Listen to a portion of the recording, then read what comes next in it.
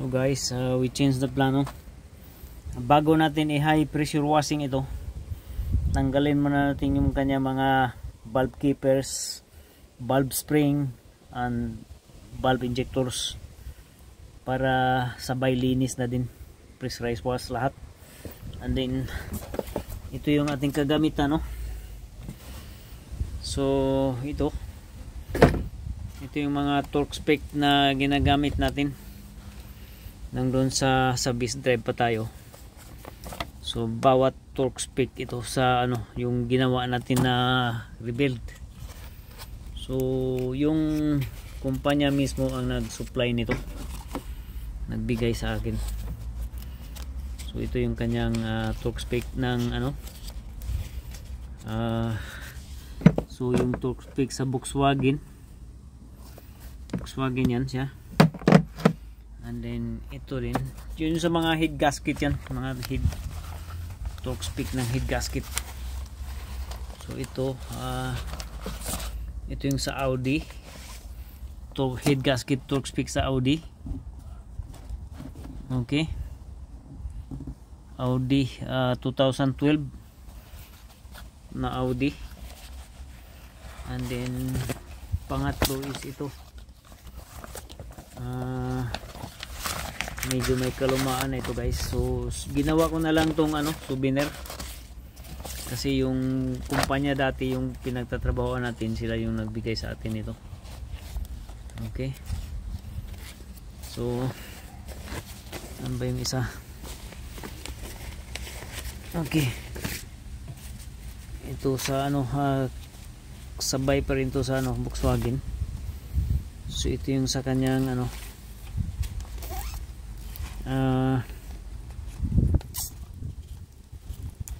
ito naman sa sump na ito, sump Honda na sump. At ito yung torque ng kanyang timing belt at timing chain at saka flywheel sa Ford. Okay, at ito yung sa head gasket, head cylinder, head bolts, torque spec sa Fiat. So tatlo Audi, Volkswagen, sa Fiat.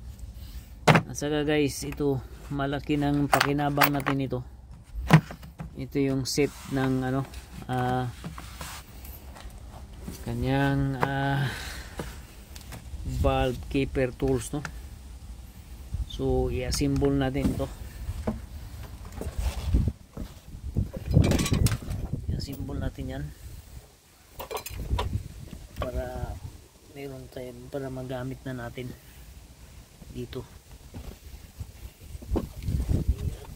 I-click muna natin itong yung souvenir natin sa dati nating pinagtrabahoan na kumpanya. Ito yung mga head bolt, torque spec souvenir. So dyan na muna natin lagay. Gagawin natin dito, hanap tayo ng karapat-rapat na size para sa kanyang pagtanggal natin sa valve keepers. Hanap tayo ng karapat-rapat na size nito.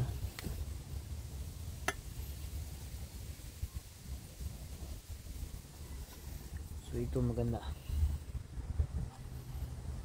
kasi ito pwede din ito.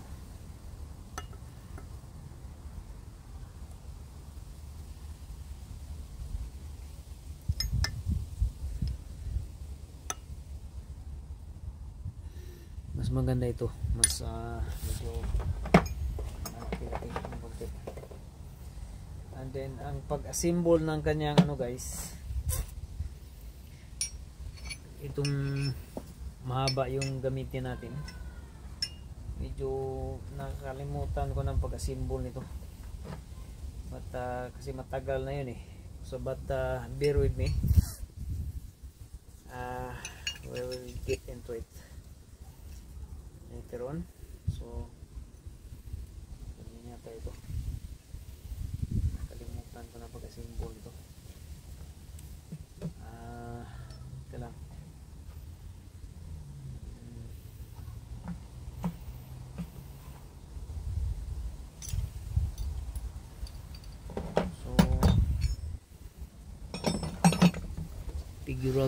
Figure out ko muna. Nakalimutan ko na pag-symbol yung ano na yan.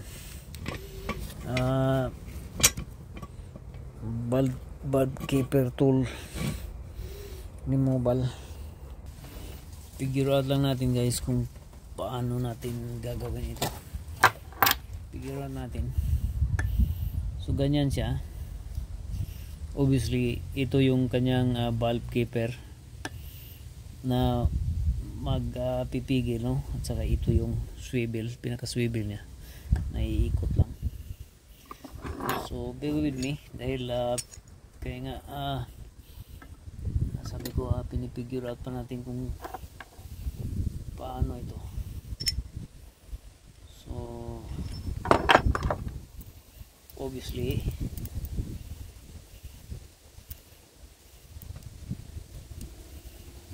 ganito ito. Ganyan. Yeah. Ganyan siya. Dahil ito yung mag-align whether or not yung sa kanyang level, no? Ganyan. So obviously dito siya.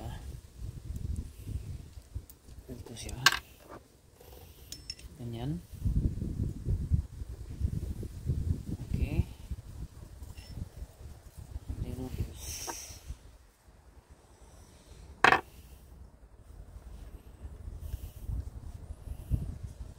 So ganyan siya.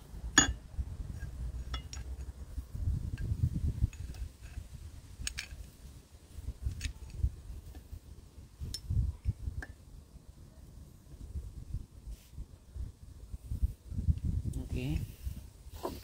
And then ito naman yung kanyang base dito. So tama. Ganyan guys, ganyan.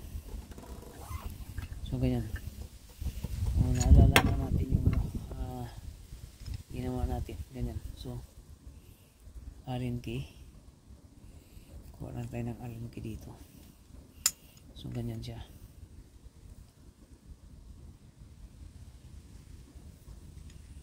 Okay. So not necessary na mahigpit talaga siya. Ano na lang ito. Pang pigil lang ito para ano, para hindi siya gagalaw masyado, no? At ganyan siya. Ganyan. Depende na lang sa kung saan tayo mapupunta. Parte. And then like so. Ganyan siya. And then travel na lang yan siya kahit saan. So ganyan.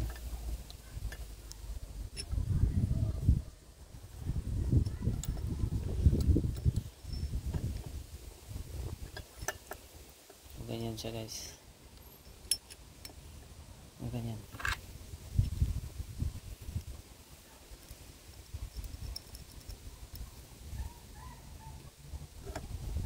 Okay. Ganyan siya guys, ganyan. So para pumirme siya. Ganyan siya. Kung gusto nyo magtanong kung saan ko to nakukuha, sa online lang ito guys. Online. Meron sa online na mabibili. But I tell you what, talagang sulit ito. Maraming beses ko nang nagamit ito. At saka napakasulit talaga guys, napakasulit, napakaganda nito. So bawat na pagtanggal natin dito ay dito natin siya isasalpak, mga valve injector, lagyan na natin ng marka. So yung mga pin na gagamitin natin,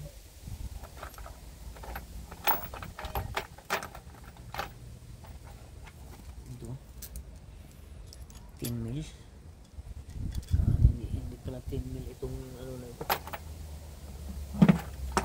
manako ito.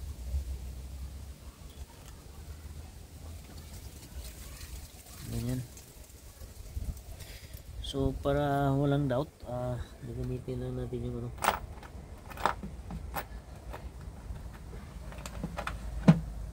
yung bolt yan sa camper.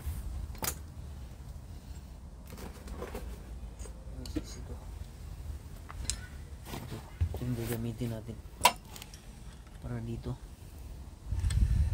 Lagyan lang natin ng ano, maraming washer para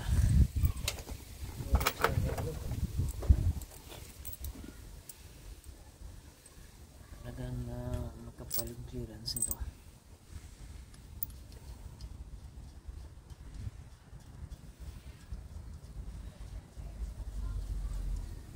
Natin kung saan siya mahantong. Ganyan. So, ilang washer ba yun? Ito 4, 5. So dito balance natin yung washer 6.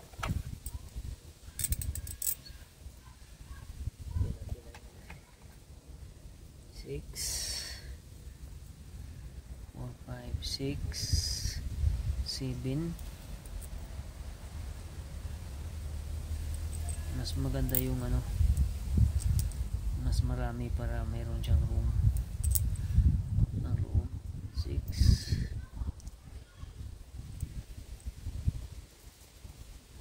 7, 8. So ganyan lang guys, symbol na siya, ihigpitan na lang natin yan. So that's how you assemble the what it is, bulb. It's called the universal bulb spring installer. Okay.